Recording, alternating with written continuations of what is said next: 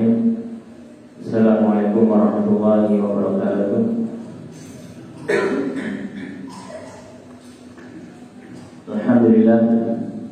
Alhamdulillahilladzi hadana li hadza wa ma kunna linahtadiya laula an hadana Allah. Alhamdulillahi wa kafa wassalatu wassalamu ala asyrafil anbiya'i mustafa Muhammadin wa ala alihi wa man ihtada. Ya ayyuhalladzina amanu taqullaha haqqa tuqatih wa la tamutunna illa wa antum muslimun. Wa ya ayyuhan nasu taqu rabbakum alladzi khalaqakum min nafsin wahidah wa khalaqa minha zawjaha wa batha minhuma rijalan katsiran wa nisaa'a wattaqullaha alladzi tasaaluna bihi wal arham innallaha kana 'alaykum raqiba. Wa ba'd فإن أصدق الحديث كتاب الله وخير الهدي هدي محمد صلى الله عليه وعلى آله وسلم وشر الأمور محدثاتها وكل محدثة بدعة وكل بدعة ضلالة وكل ضلالة في النار.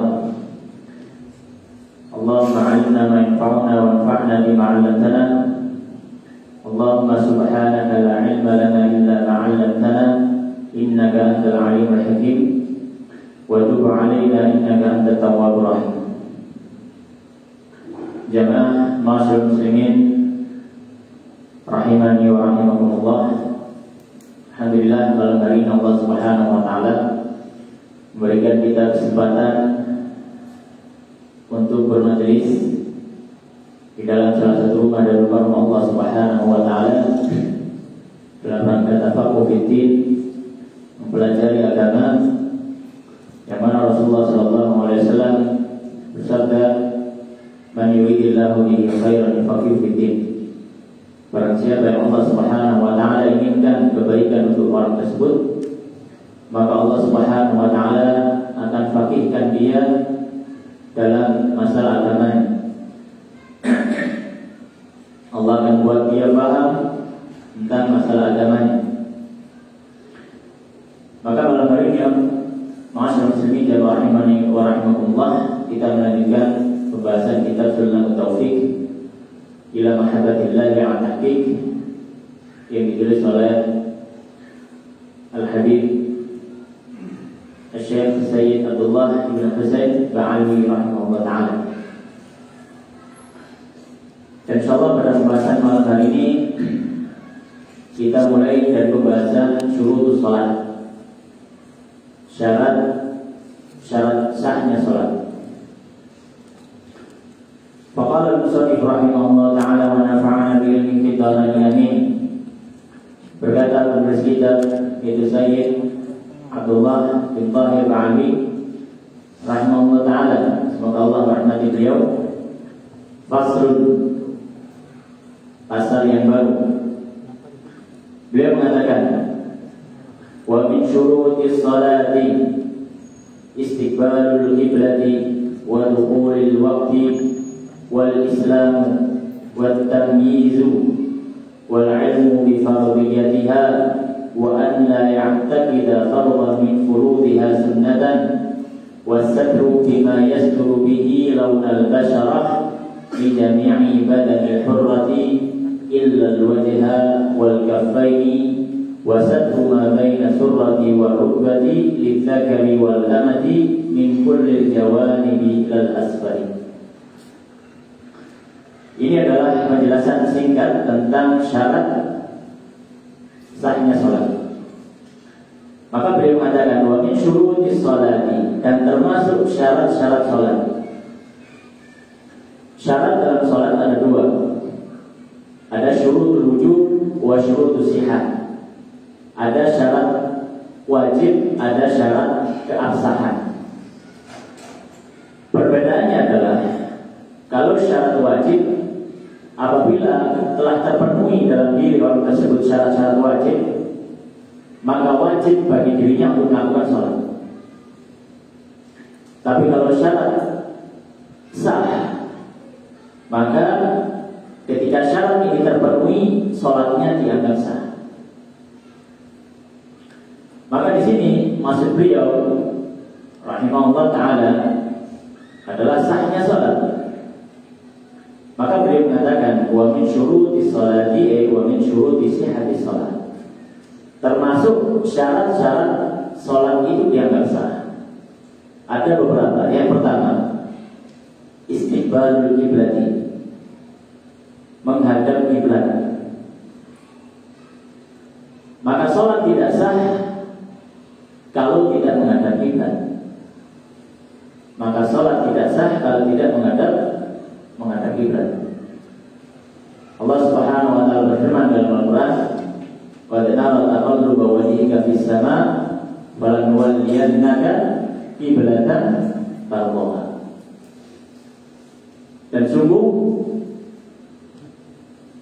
kami telah melihat dirimu wahai Muhammad, tengokanmu ketika sholat ke arah langit. Jadi Rasulullah SAW ketika kiblatnya masih ke Baitul Maqdis, maka Rasulullah sering melihat ke atas, sering melihat ke langit, berharap Allah Subhanahu wa taala mengalihkan kiblat. Maka Allah Subhanahu wa taala menurunkan ayat ini, "Qad nara taqalluba wajhika fis sama'." Sungguh kami telah melihat wajahmu wahai Muhammad sering menghadap ke langit. "Walanwalliyannaka qiblatan tardhaha." Maka kami pun alihkan kalian, atau kami alihkan kamu wahai Muhammad ke arah kiblat yang kamu ridhoi, yaitu ke arah Masjidil Haram. Maka sholat seseorang tidak sah ketika tidak menghadap kiblat. Ketika tidak menghadap kiblat.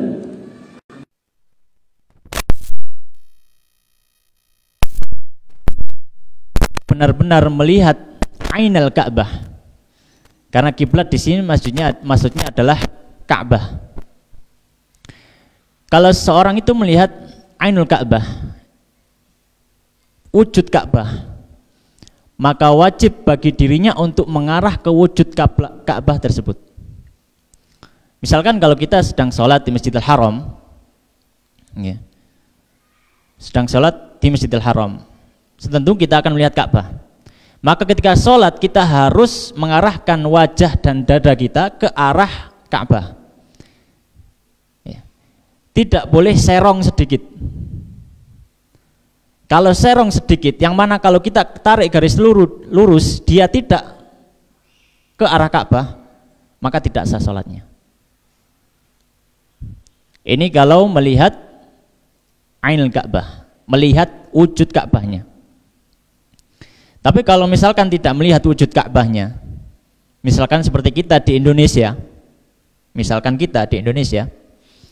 maka cukup ke arah Ka'bah, bukan ke wujud Ka'bahnya, tapi ke arah Ka'bah, ya. Maka kalau kita di Indonesia, maka arah kiblatnya ke arah barat, seperti itu. Arah kiblatnya ke arah barat, ya. Maka kita cukup menghadap ke barat, ya. Dengan perkiraan kita sudah menghadap kiblat, ya. Tapi kalau misalkan hari ini ada alat yang bisa mengakurasi bahwasanya kita berdiri ini sudah menghadap kiblat pas, maka tentu ini lebih afdal. Baik. Ini syarat yang pertama, yaitu istiqbalul kiblah, menghadap kiblat. Maka tidak sah sholat tidak menghadap kiblat. Bagaimanapun bentuk sholatnya. Maksudnya apa bagaimanapun bentuk sholatnya? Sholat kan tidak harus berdiri. Ada sholat yang dengan duduk. Kalau tidak duduk, dengan berbaring di atas bagian tubuh yang samping. Kalau tidak bisa berbaring di atas bagian tubuh yang samping, maka berbaring melumah, ya. Bahasa Indonesianya, ya. Berbaring di atas punggung, gitu ya. Berbaring di atas punggung, ya.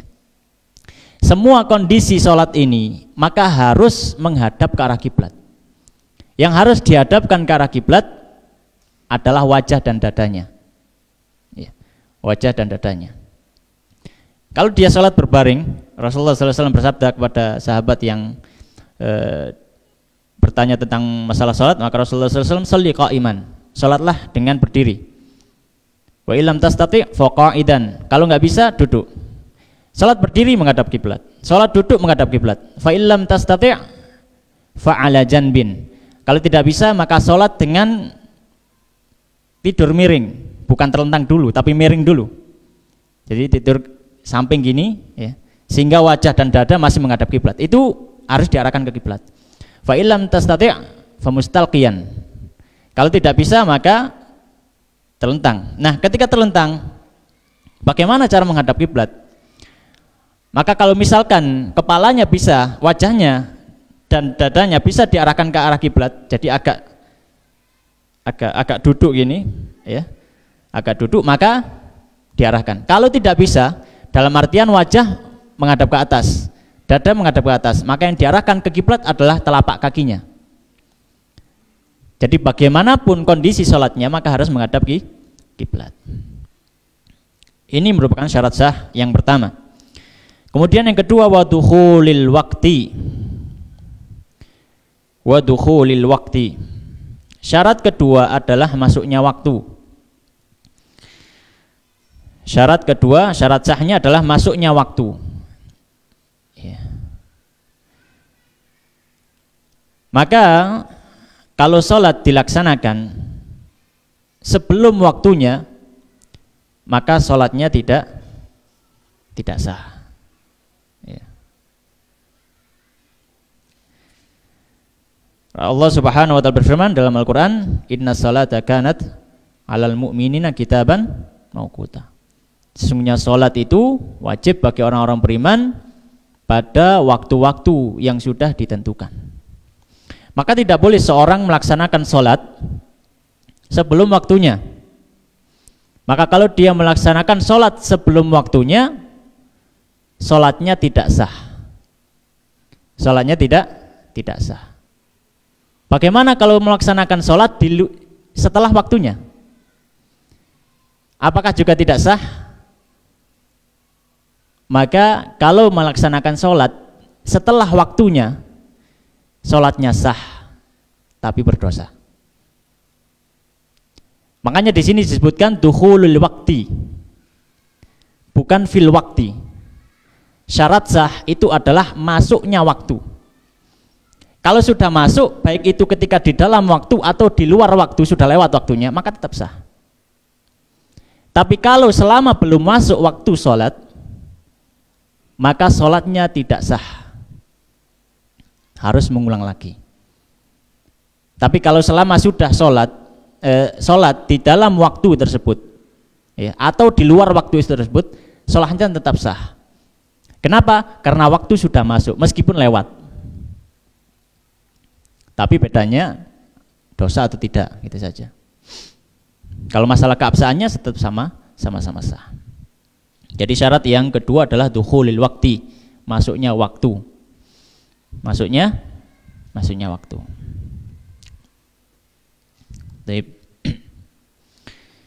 Dari mana kita tahu waktu sholat itu sudah masuk? Ya. Kalau hari ini gampang, di HP sudah banyak aplikasi untuk melihat waktu sholat, untuk melihat waktu sholat. Ya. Maka cukup kita lihat dengan yang di HP. Ya. Melihat dengan yang di HP. Kalau ada perbedaan, misalkan di jam saya ini kurang 2 menit, tapi di sana sudah waktu adzan.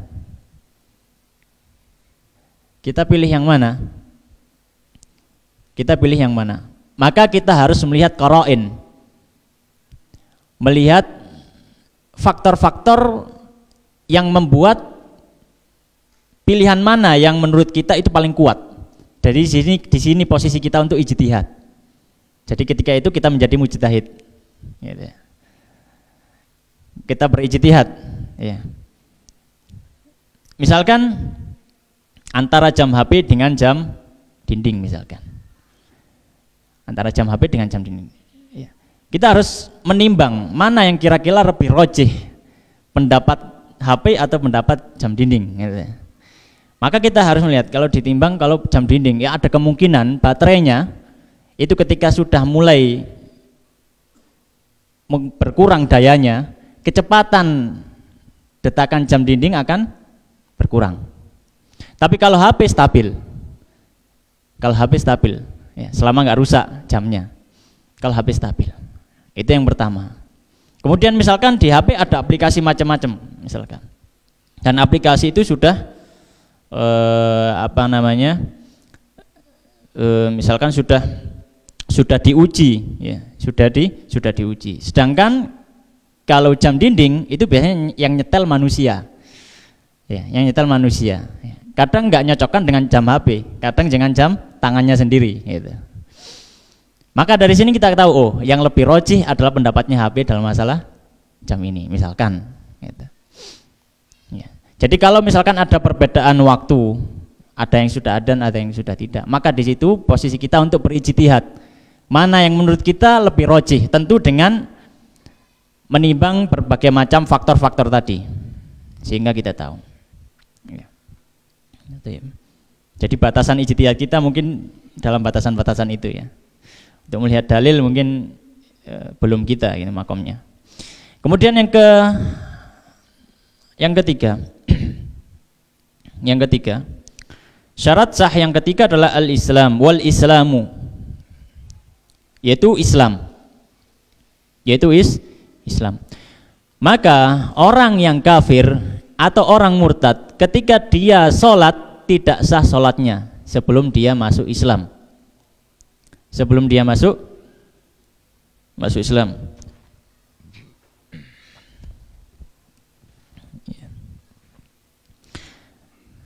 Dalilnya mana? Allah Subhanahu wa taala berfirman dalam ayat yang menjelaskan tentang waktu tadi. Inna sholata kanat alal mu'minin, bukan alan nas. Sungguhnya sholat itu alal mu'minin. Ala itu adalah bahasa, dalam bahasa Arab itu mengandung makna wajib. Maka inna sholata ala'i wajibatun alal mu'minin.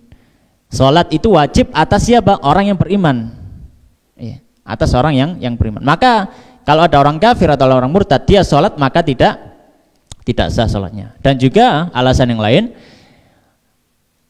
ya, karena sholat ini butuh niat ibadah. Innamal a'malu binniyat. Nah, dan para ulama menyampaikan bahwasanya niat ibadah tidak sah dari orang kafir atau orang murtad. Niat ibadah hanya sah dari orang Islam. Kemudian syarat yang keempat, wat tamyizu adalah tamyiz, berakal. Ya, tamyiz. Tamyiz berbeda dengan balik. Tamyiz berbeda dengan balik. Ini perlu dibedakan. Kalau balik itu adalah syarat wajib. Kalau balik itu syarat wajib. Dalam artian kalau anak itu sudah balik maka wajib dia untuk sholat. Tapi tamyiz kadang terjadi sebelum anak itu balik. Maka ketika dia masih mumayyiz dan belum balik tidak wajib untuk dirinya sholat. Tapi kalau misalkan dia sholat, sholatnya sah. Maka di sini beliau menyebutkan at-tamyiz. At-tamyiz, ya, berakal. Ya. Baik. Maka kalau misalkan ada anak kecil yang belum balik, kemudian dia sholat, tentu dengan melaksanakan rukun, tidak melakukan pembatal sholat sampai selesai, maka sholatnya sah dan dia juga berpahala. Meskipun sholat tersebut tidak wajib atas anak kecil tersebut. Ya. Kemudian yang selanjutnya, syarat yang selanjutnya yang ke 1, 2, 3, 4, 5. Wal ilmu bi fardhiyatiha, dan ilmu, mengilmui dalam artian mengetahui. Dalam artian ilmu ini adalah al-yaqin. Al-ilmu bi fardhiyatiha, dia meyakini akan kefarduan sholat tersebut. Ada orang sholat misalkan sholat zuhur, dia sholat zuhur, tapi dia meyakini, yang dia yakini sholat zuhur tidak wajib. Mungkin dia aliran waktu telu misalkan, sholatnya 3 kali, cuma subuh, asar sama isya saja, atau sholat yang lain cuma 3 kali misalkan. Kemudian dia sholat itu, dan dalam hatinya dia meyakini ini bukan sholat wajib, maka tidak sah sholat zuhurnya tadi. Ya, maka dia masih punya tanggungan untuk melaksanakan sholat tersebut. Ya, punya tanggungan untuk melaksanakan sholat tersebut. Baik. Kenapa demikian? Karena keyakinannya di dalam hati itu menyelisih dengan wujud sholat yang dia lakukan. Sholat zuhur itu wajib, tapi ketika dia melakukan dalam hatinya, ini sholat sunnah. Ya, ini sholat sunnah. Dan Rasulullah mengatakan innamal a'malu bin niat. Kalau sunnah tentu dia niatnya sunnah, nggak mungkin niatnya wajib. Maka ketika melaksanakan hal tersebut, maka ini bertentangan. Ketika bertentangan, ya maka tidak sah. Kemudian syarat selanjutnya, wa an la ya'taqida fardhan min furudhiha sunnatan.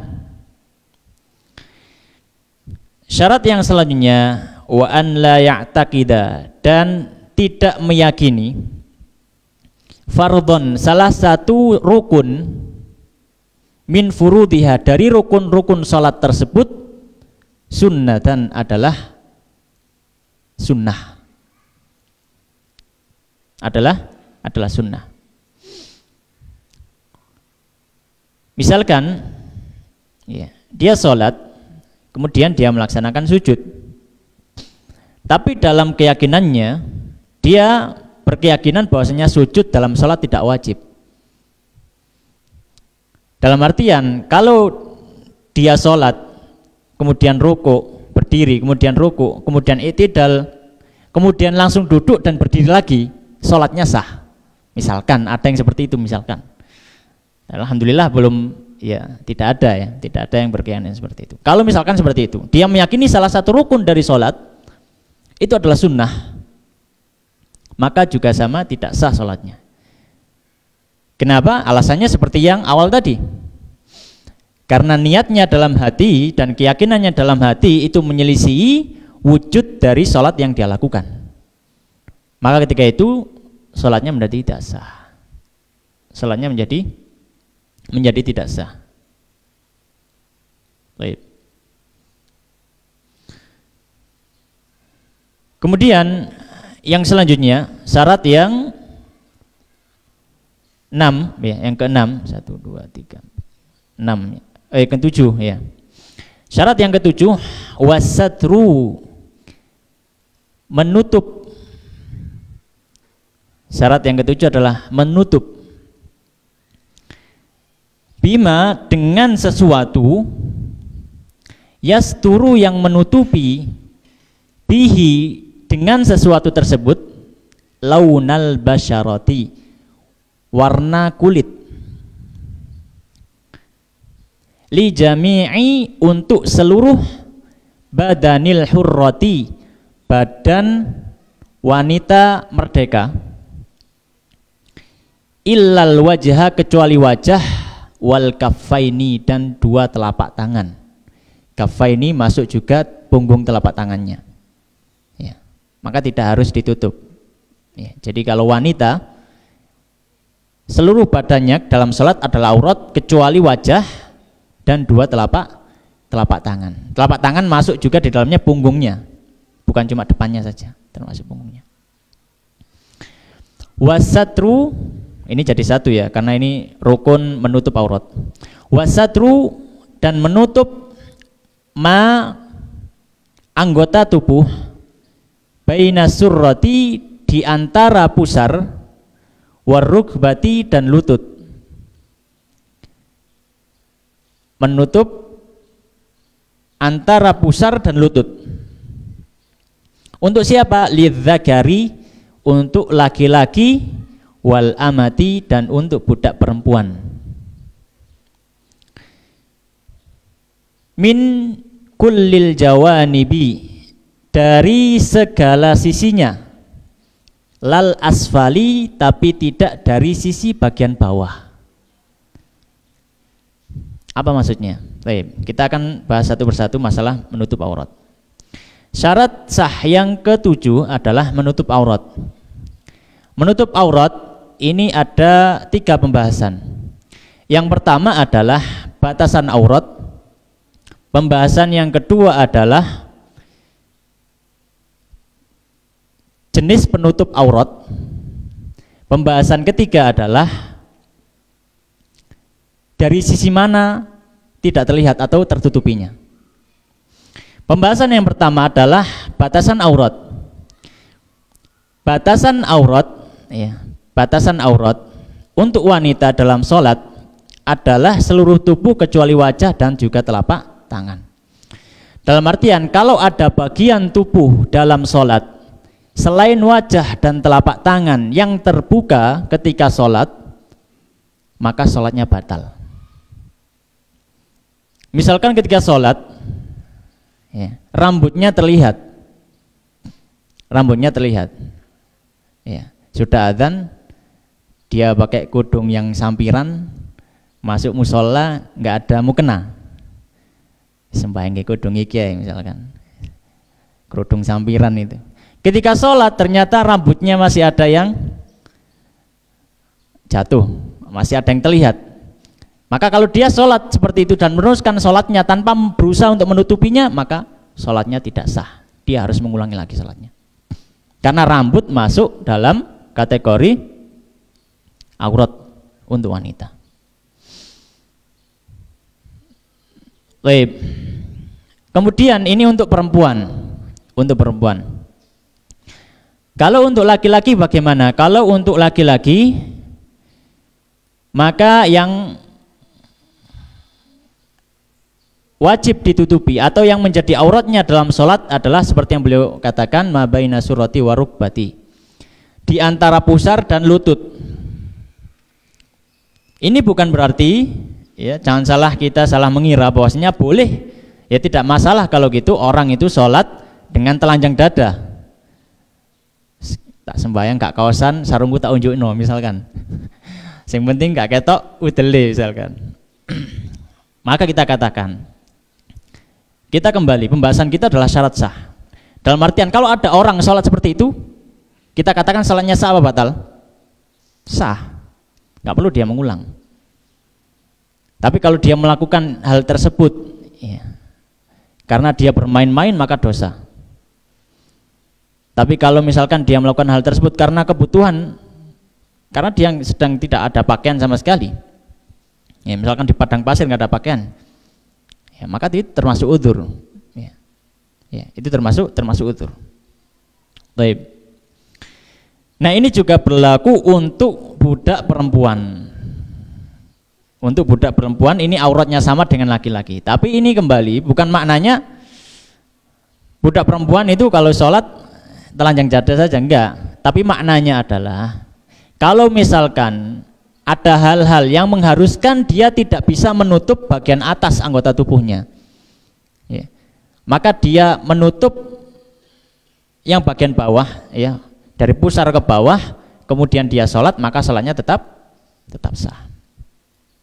Ini adalah bagian aurat. Kemudian pembahasan yang kedua dalam masalah aurat adalah jenis penutup yang bagaimana yang sudah masuk dalam batasan menutup aurat dan itu sah untuk sholat. Beliau mengatakan bima yasturu bihi launal basyarah, yaitu penutup itu bisa menutupi warna kulit. Kalau penutup itu bisa menutupi warna kulit, maka sholatnya sudah sah, terlepas dari itu dia berdosa atau tidak, apakah dia maksiat atau tidak. Karena kita sedang berbicara keabsahan sholat, bukan dosa. Karena mungkin orang sholat dan dia berdosa, mungkin saja, ya. Dia misalkan ghosab tanah. Ghosab itu mengambil hak tanah, ya. Punya dia 10 meter, Ya, 10 meter persegi, tetangganya punya 10 meter persegi. Kemudian setiap bulannya ketika dia macul membersihkan kebunnya, patokannya geser setengah meter. Bulan berikutnya geser setengah meter. Sampai punya dia jadi 15 meter persegi dan punya temannya, punya tetangganya 5 meter persegi. Kemudian pada bagian 5 meter persegi tadi dibuat langgar yang dia ambil dari tanah tanah orang lain tadi. Kemudian dia sholat di situ. Maka kita katakan sholatnya sah tapi dia berdosa. Kenapa berdosa? Karena dia sholat di atas lahan gosop. Tapi sholatnya sah. Maka ada kemungkinan orang sholat tapi dia berdosa, tapi sholatnya sah. Ada kemungkinan. Ya. Maka beliau mengatakan di sini, kembali ke sini, bahwasanya kalau misalkan penutup itu bisa menutupi warna kulit, maka cukup kita katakan sholat itu sah. Maka kalau ada kasus misalkan perempuan masuk masjid, sholat pakai celana jeans, ngowopres misalkan, tapi ya celana jeans bukan legging ya. Kalau legging ya masih kelihatan ininya, masih kelihatan kulitnya. Tapi ini celana jeans, tapi ngepres, taruhlah warnanya hitam, tidak terlihat warna kulitnya sama sekali. Pakai celana jeans, kaos kakian, ya. Kemudian pakai baju, kemudian pakai kerudung, ya. Sehingga tertutuplah auratnya, ya. Meskipun dengan menunjukkan anggota tubuhnya, lekuk tubuhnya. Maka kalau ada kasus seperti itu, kemudian dia sudah selesai sholat, salam, ya, kita katakan apakah sholatnya sah atau batal? Sholatnya sah, nggak perlu dia ngulangi sholat lagi. Tapi tentu, ya, tentu ini terlepas dari pembahasan apakah berdosa atau tidak, gitu ya. Apakah berdosa atau tidak, gitu. Baik. Jadi itu adalah jenis yang menutupi aurat. Kemudian pembahasan yang terakhir, yang ketiga adalah dari sisi mana aurat ditutupi? Dari sisi mana aurat ditutupi? Maka beliau mengatakan di sini min kullil jawanibi. Dari semua sisinya aurat harus tidak terlihat. Aurat harus tidak terlihat. Ya. Lal asfal, kecuali sisi bawah. Karena nggak mungkin aurat ditutupi dari sisi bawah. Bagaimana caranya? Jadi kayak pocongan kalian ini dicancang ini sore. Makanya apa? Tidak dari sisi bawah. Dalam artian kalau dari sisi bawah aurat terlihat, maka tidak batal sholatnya. Ya, misalkan kita pakai sarung atau jubah, kemudian dalamnya celana pendek misalkan. Kalau misalkan ada orang yang melihat dari bawah sarung, itu aurat pasti kelihatan. Apakah itu tidak sah sholatnya? Ya sah. Tapi kalau misalkan kita pakai baju, taruhlah bajunya entah kostum apa gitu ya, kostum, kemudian bagian leher ini terbuka lebar, ya. Kemudian kita nggak pakai baju dalamnya, kemudian dia sholat, tidak sah sholatnya. Kenapa? Karena auratnya terlihat dari sisi atas. Ya. Ini maksud beliau, bahwasanya aurat harus tertutupi dari seluruh sisi kecuali sisi bawah, ya, kecuali sisi bawah. Baik, ma'asyiral muslimin jamaah rahimani wa rahimakumullah. Kemudian pembahasan yang selanjutnya beliau membahas tentang pembatal sholat. Faqal musannif rahimahullah ta'ala, faslun, pasal yang baru. Wa tabtulu salatu bil kalami walau bi harfaini au bi harfin mufhimin illa innasya wa qalla. Beliau mengatakan wa tabtulu salatu, wa tabtulu dan batalah as-salatu salat. Yang pertama bil kalami dengan berkata-kata. Walau biharfaini, meskipun dengan 2 huruf. Au biharfin mufhimin, atau berkata-kata dengan 1 huruf yang difahami. illa kecuali innasya jika dia lupa, wa qalla dan sedikit perkataannya, dan sedikit perkataannya. Jadi pembatal yang pertama adalah berkata-kata, al-kalam. Al-kalam, ya.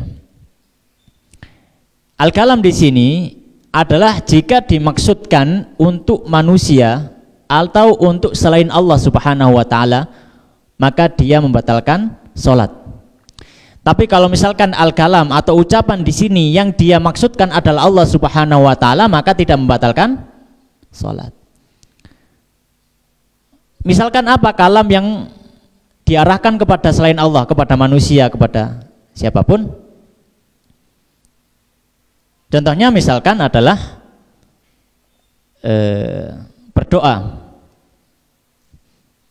berdoa, tapi mendoakan untuk saudaranya. Maka dia menggunakan dalam bahasa Arab menggunakan dhamirul khitab, jadi mukhatab. Misalkan yarhamukallah. Maka dalam sholat tidak boleh mendoakan yarhamukallah, semoga Allah merahmatimu. Ketika ada kata mu, kamu, berarti dia sedang mengajak berbicara manusia. Maka ketika dia melakukan hal tersebut, maka batal sholatnya. Kalau dia melakukan secara sengaja dan mengetahui. Tapi kalau tidak mengetahui hukumnya, maka tidak batal. Bagaimana contohnya kalam kepada Allah? Kalam kepada Allah misalkan ucapan kita amin. Amin dalam bahasa Arab itu disebut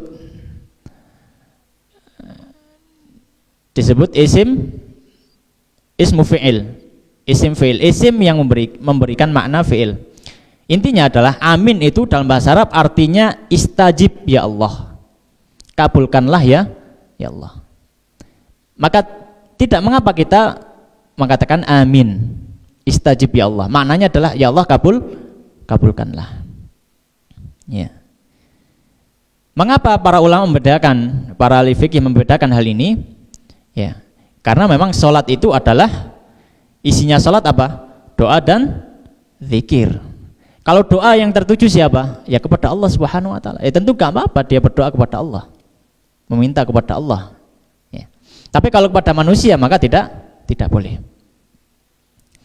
Nah, diberi ketentuan biharfaini atau biharfin mufhimin. Kalau dia tahu dan sengaja kemudian dia mengucapkan dengan satu huruf saja, maka batal salatnya.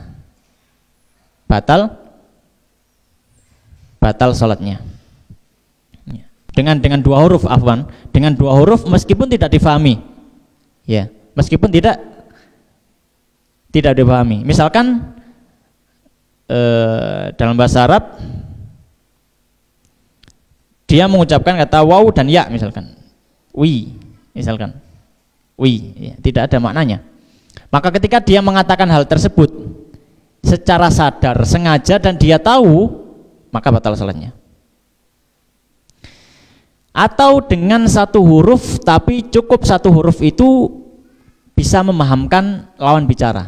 Contohnya apa? Kalau dalam bahasa Arab ada kata perintah atau beberapa kata yang dia hanya menggunakan satu huruf dalam bahasa Arab. Contohnya misalkan dalam tasrifan waqayaqi, artinya hati-hati.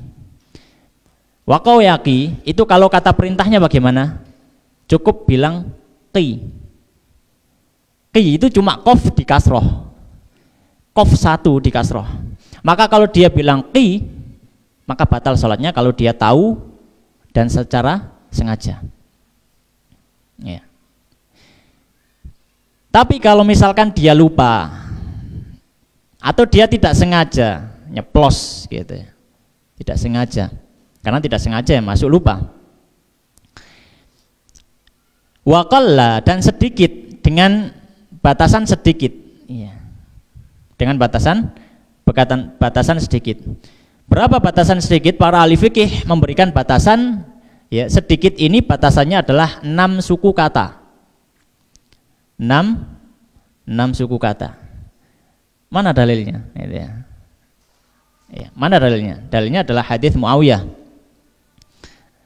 Ketika sholat, beliau berkata-kata. Kemudian para sahabat ngelirik semua, dipeliriki. wong sembahyang kok ngomong gitu ya, dipeliriki. Maka Muawiyah ya, atau Muawiyah ketika itu melakukan sesuatu yang mengherankan, maka para sahabat melirik kepada sahabat Muawiyah tadi. Maka Muawiyah mengatakan, "Wathkal ummah ma sya'nukum tanzuruna ilayya."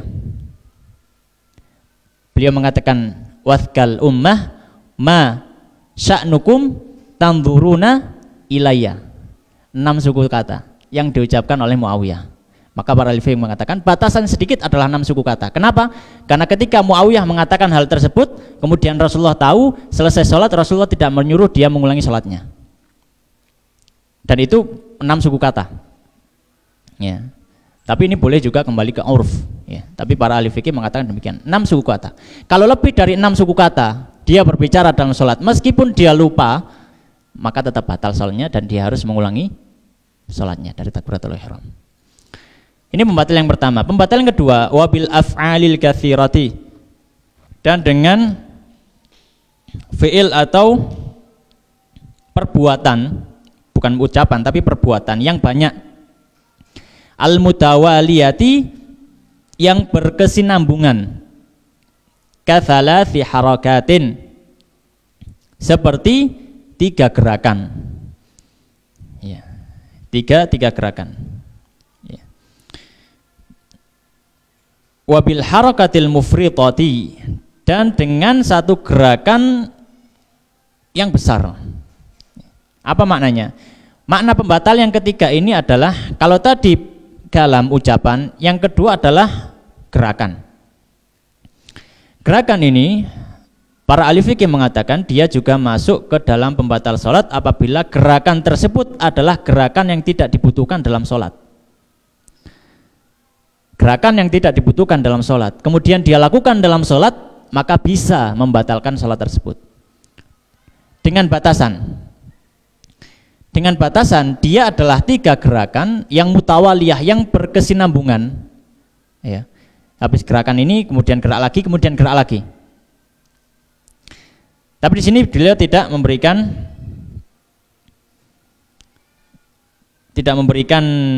apa namanya, tidak memberikan takyid lagi. Nah, tapi dalam kitab-kitab fikih yang lain, dalam mazhab Syafi'i, diberikan takyid lagi bahwasanya gerakan ini dilakukan oleh anggota tubuh yang besar. Tangan, kaki, kepala, kemudian badan, dada, ya. Misalkan tangan gini, ya, atau kepala gini, atau kaki, ya, gerak jangkah atau yang lainnya, atau badan agak puter gini, gitu ya. Maka ini anggota badan yang besar. Ada anggota badan yang kecil, jari misalkan.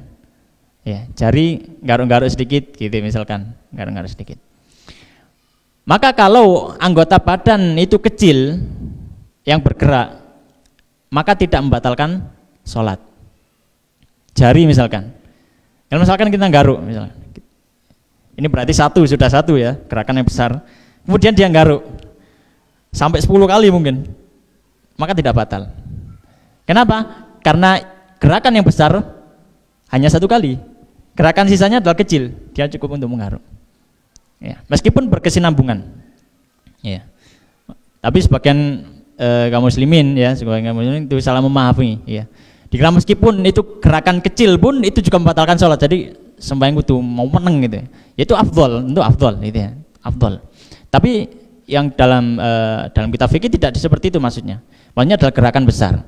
Karena kalau ngukur gatal gitu ya tidak batal soalnya. Tapi kalau tangan misalkan bergerak maka itu yang membatalkan. Dan ini syaratnya harus berkesinambungan. Habis gerak sini kemudian turun lagi, ya kemudian gini lagi gitu ya. Sampai 3 kali dan dia sadar, dia tahu dan dia sudah ngaji misalkan bab ini, maka batal sholatnya.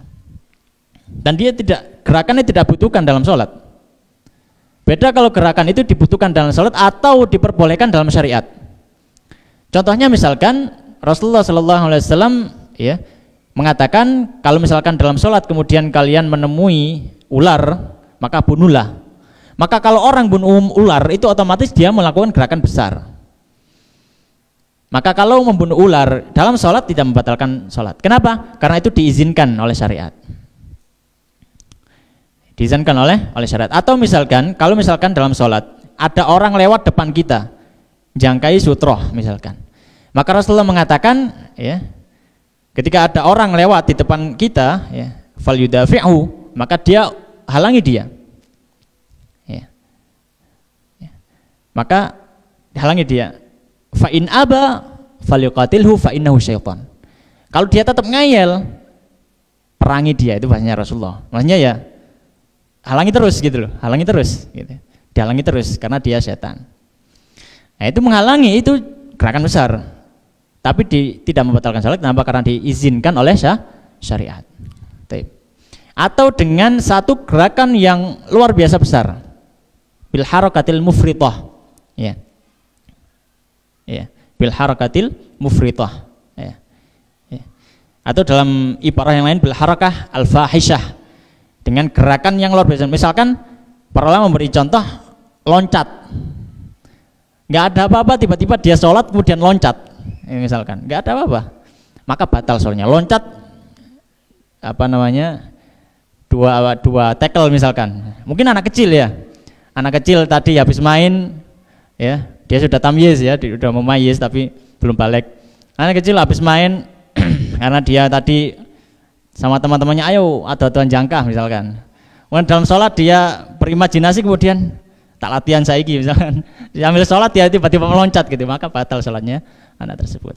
Ya, harus mengulangi sholatnya lagi. Ya. Ini adalah pembatal yang kedua. Mungkin azan dulu, kemudian kita lanjutkan sedikit.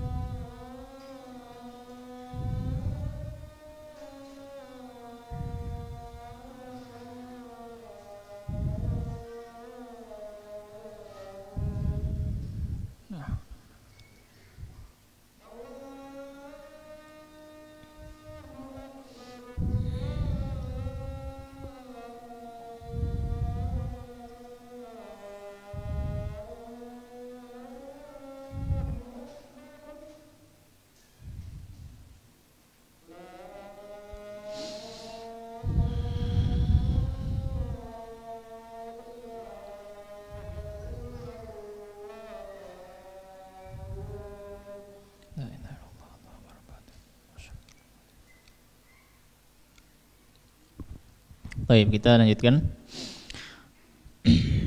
Yang berikutnya, pembahasan yang berikutnya, faqala al-musannif rahimahullah ta'ala wa nafa'ana bil ilmi fid dharain amin wa bi ziyadati ruknin fi'liyin. Pembahasan yang ketiga adalah dengan menambahi satu rukun fi'il, satu rukun perbuatan. Dan ingat, ini semuanya adalah dengan sengaja dan mengetahui. Dengan sengaja dan mengetahui. Misalkan sholat sujud 3 kali. Iya. Sholat sujud 3 kali. Dia tidak, maksudnya tidak main-main. Ketika ditanya, "Lho sampean mang sujud telung ping telu?" Kemudian dia jawab, "Iya Kak, jane tak sengaja." "Lho kenapa?" Si 3 kali. Ya, karena sujud itu adalah tempat di mana seorang hamba lebih dekat kepada Rabb-nya. Maka saya ingin sering dekat kepada Allah. Akhirnya ditambahi sujud pisan kas. Karena tadi 2 sujud rasa kurang cukup dekat kepada Allah gitu. Akhirnya ditambahi. Dia secara sadar melakukannya. Dan dia bukan main-main. Dia tujuannya untuk semakin taqarrub kepada Allah, tapi sujudnya 3 kali. Dan ini kejadian, pernah terjadi. Saya melihat sendiri ada orang sujud 3 kali waktu sholat itu. Maka kalau dia sujud 3 kali misalkan, kemudian dia sadar melakukannya, ya, dan itu di dalam sholat, itu di dalam sholat, bukan setelah salam, ya, bukan setelah salam. Karena kadang kita lihat ada orang habis salam kemudian sujud, kan gitu ya. Kadang ada yang seperti itu. Nah, itu bukan sujud tambahan rukun, bukan, karena dia melakukan setelah salam. Maka sholatnya tetap sah saja. Nah, ini adalah sujud atau rukun yang dilakukan di dalam sholat, maka batal sholatnya. Kalau dia melakukan secara sadar dan tahu. Kemudian beliau mengatakan di sini wabil harakatil wahidati lil la'ibi. Ya. Dan dengan satu gerakan tujuannya untuk main-main. Dengan satu gerakan tujuannya untuk main. Sholat misalkan, anak, ya taruhlah sudah balik, tapi karena kena racun TikTok misalkan, TikTokan, joget ini, pas sembahyang iling, "Mang ya bergerak nih, Mang, tangannya gini," gitu misalkan, tangannya sudah gini, batal sholatnya. Karena apa? Karena ketika sholat dia bermain-main. Ketika sholat dia bermain-main, maka sholatnya batal. Meskipun itu dengan satu gerakan dan bukan gerakan yang luar biasa besar seperti melompat tadi, diistilahkan oleh para fuqaha al-harakah al-mufritah atau al-harakah al-fahisyah. Ini gerakan biasa tapi dengan anggota tubuh yang besar, tapi tujuannya main-main. Kenapa para ulama mengatakan seperti itu? Ya, karena tujuannya dalam hatinya itu membuat perkara yang zahir itu menjadi lebih besar. Karena ini ibadah bukan main-main seperti itu. Taib. Kemudian pembahasan selanjutnya wabil ukuli wasyurbi. Ya. Dan dengan makanan atau minuman, illa kecuali innasya dia lupa wa qalla dan sedikit. Innasya wa qalla. Salat termasuk pembatal salat adalah makan dan minum. Makan dan minum secara sadar dan sengaja. Apakah mungkin orang makan dan minum dalam sholat? Mungkin saja. Misalkan habis buka puasa, bukannya daging selilitan misalkan, pas sholat dikeluarkan dengan lidahnya, kemudian berhasil lepas. Kan kalau orang selilitan kan nggak enak gitu ya, kepingin dikeluarkan aja, kemudian lepas. Ketika dia lepas, akhirnya dia telan, itu sudah masuk makan. Maka kalau dia lakukan dengan sengaja menelan sisa makanan di gigi tadi, maka batal sholatnya. Tapi kalau dia lupa misalkan, ya, dan makanannya itu sedikit, maka tidak batal. Itu tadi kalau dia sadar dan tahu itu makanan dan dia sadar dia sholat. Tapi kalau ini lupa dan makanannya sedikit, ya, maka tidak batal sholatnya. Kemudian yang selanjutnya ya, sudah banyak sekali ya. Yang selanjutnya wabiniyati qat'is shalah. Pembatal sholat yang selanjutnya adalah niat memutuskan sholat. Dalam sholat, ketika dia sholat, dalam hati dia sudah berniat kuat, sudah sholat ini tak batalkan saja, maka otomatis ketika itu batal, meskipun dia masih sholat. Kenapa? Karena innamal a'malu binniat. Amal itu tergantung niatnya. Kalau dia niat batalkan sholat, ya sudah batal. Ya. Wa bi ta'liqi qat'iha, dan juga termasuk pembatal sholat adalah dia mentaklik pemutus sholatnya. Bagaimana maksudnya mentaklik? Misalkan dia sholat zuhur misalkan, kemudian ketika dia sholat, kemudian dia berniat dalam hatinya, nanti kalau istri saya datang atau ibu saya datang, saya batalkan sholat ini, dan itu sholat wajib, sholat fardu. Itu mentaklik, jadi menggantungkan, membatalkan sholat dengan sesuatu. Maka kalau dia berniat seperti itu, meskipun belum datang ibunya atau istrinya, sudah batal sholatnya, sudah batal sholatnya. Wabi taraddudi fihi, atau dengan ragu-ragu, dengan ragu-ragu, iya, dengan ragu-ragu, iya. Sholat zuhur misalkan, sholat zuhur, kemudian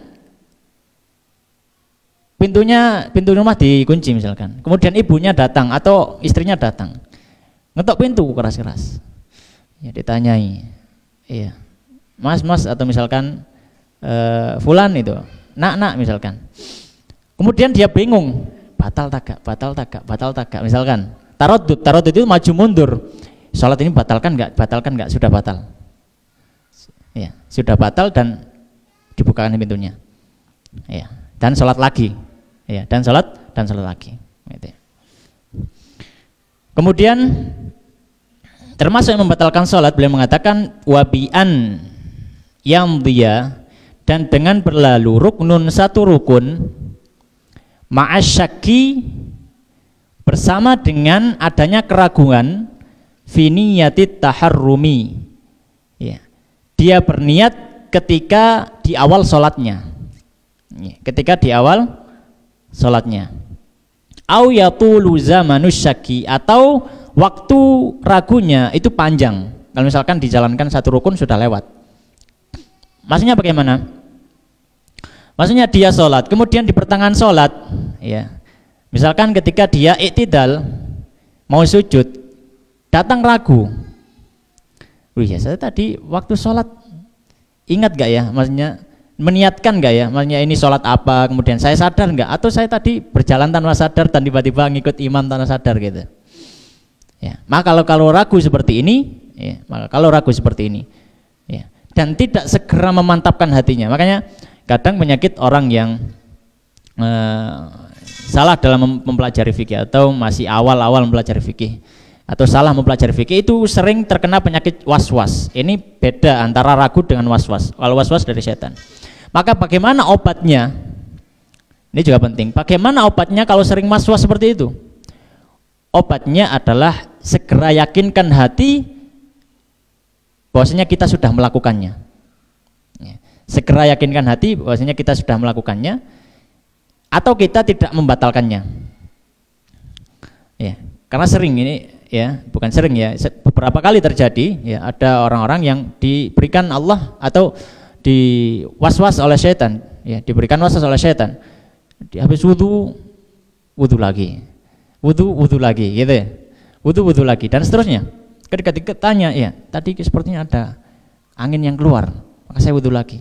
Setelah saya wudhu, seperti ada angin yang keluar, saya wudhu lagi. Itu diberikan penyakit was-was oleh Allah. Maka caranya, salah satu pengobatannya adalah dengan meyakinkan hatinya sendiri bahwasanya dia tidak sedang membatalkan hal tersebut, atau melakukan, atau sudah melakukan hal tersebut. Maka seperti ini, misalkan dia ragu, misalkan ada was-was dalam sholat, ya, saya tadi sudah sholat tadi, awal sholat tadi takbiratul ihram, sadar enggak ya? Maka segera, ya, segera dia meyakinkan hatinya, iya, saya melakukan dengan sadar. Kemudian dia lanjut, sudah, tidak perlu was-was terus, ya. Ala kulli hal, di sini disebutkan kalau misalkan dia ragu seperti itu, ya, hingga dia terus melakukan rukun dengan tetap mempertahankan keraguannya. Setelah i'tidal dia ragu, i'tidal ragu, dia tetap ruku. Setelah ruku dia duduk, maka ini kan sudah lewat satu rukun. Sujud, sujud. Ketika i'tidal kemudian sujud. Ketika sujud kemudian duduk, dia sudah melewatkan satu rukun, yaitu sujud. Dan di dalam hatinya masih ada keraguan, maka ini juga bisa membatalkan. Ya. Kenapa? Karena niat, ya, itu adalah suatu yang diteguhkan dalam hati, ya, diteguhkan dalam hati, dan ragu itu adalah lawan dari niat. Ya. Kalau orang ragu berarti sudah nggak niat, kan gitu.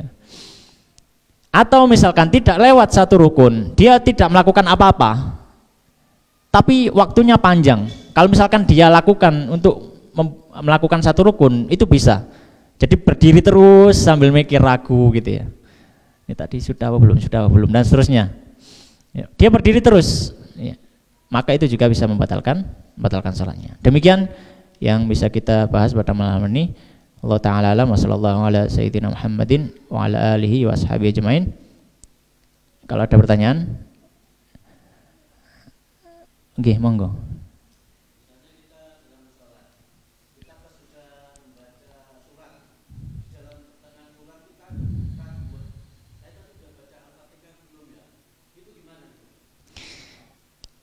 Kalau misalkan ketika kita ragu dalam membaca Al-Fatihah dan kita sudah lewat satu surat misalkan, maka yang lebih selamat, kita katakan lebih selamat adalah mengulangi Al-Fatihahnya lagi.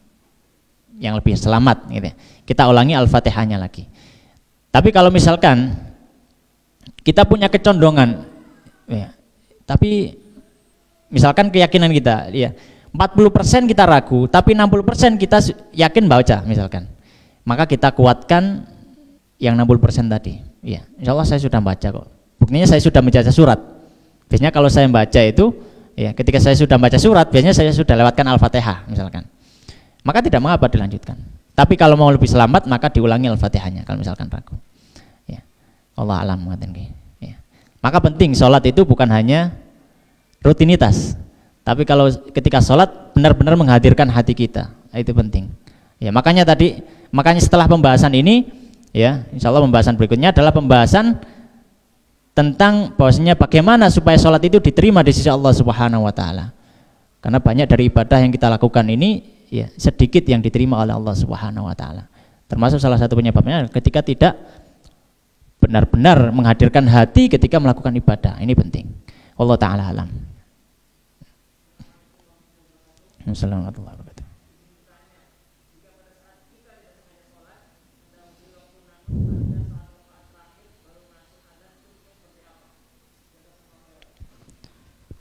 Gimana diulangi?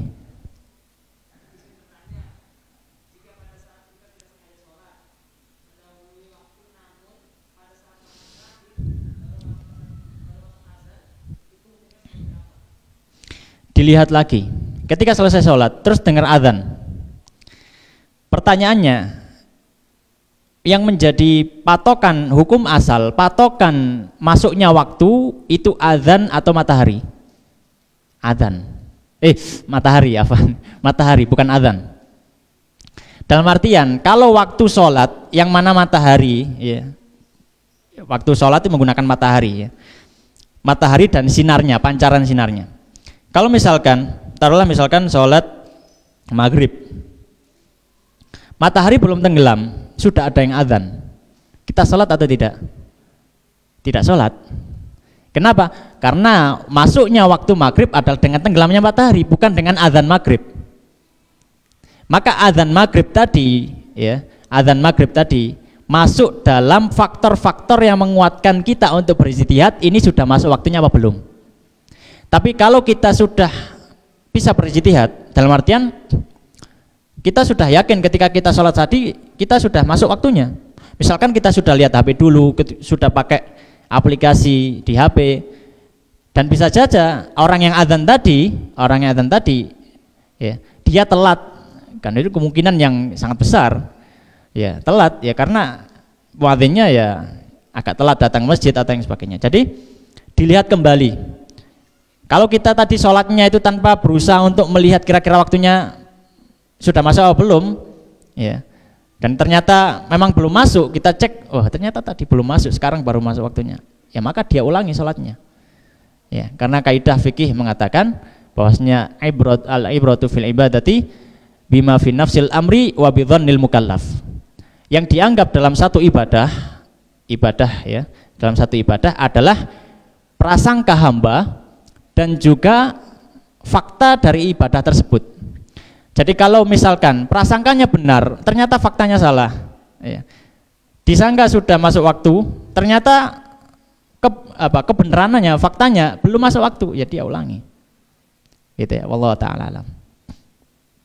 Baik, demikian yang bisa kita bahas pada malam ini, semoga memberikan manfaat. Allah taala alam, wasallallahu ala sayyidina Muhammadin wa ala alihi washabihi ajmain. Kita tutup dengan doa kafaratul majelis. Subhanakallahumma bihamdika asyhadu an la ilaha illa anta astaghfiruka wa atubu ilaik. Assalamualaikum warahmatullahi wabarakatuh.